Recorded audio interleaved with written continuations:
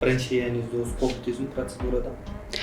To'g'risini aytsam, birinchi marta full face muolajasini qilyapman. Albatta qo'rqinch bo'ldi, lekin kosmetologimiz muomalalari va tez harakat qilib ishlashlari menga juda ham yoqdi. Shu sababdan muolajani olayotgan paytim sezmay qoldim. Yaxshi yondashuv bilan menga yondashdilar. Farqini sezdim. Menimcha 5 yilga yoshardim deb o'ylayman. Mana natijasini o'zingizlar ham ko'rib turibsizlar. Kelganimda yuzimda osilishlar bor edi. U osilishlar ko'tarildi.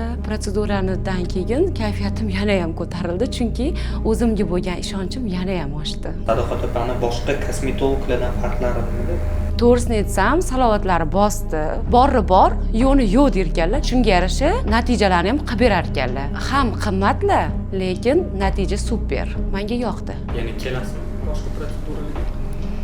Albatta kelish niyatim bor. Menda operatsiya o'tkazilgan, bo'yin qismimda chiziqchalar paydo bo'lgan. Operatsiyadan keyin o'rnini bildirmaslik uchun Sadoqat opaga ishonaman. Keyingi protsedura shu bo'yin qismidagi protsedurani olaman. Kuzatishda davom etinglar. Nafaqat qizlar, ayollar, balki erkaklarimizda ham shunday operatsiyadan keyingi chandiqlar, qanaqadir dog'lar bo'lsa, albatta kelishlarini tavsiya qilgan bo'lardim. Yuz chiroyli bo'lib turib, bo'yin xunuk bo'lsa, bu ham yarashmaydi. Agarda ikkalasi ham yaxshi bo'lib, odamdan noxush hid keladigan bo'lsa, bu ham yoqimsiz holat. Shu sababdan erkaklarimizga ham, ayollarimizga ham tavsiya qilaman.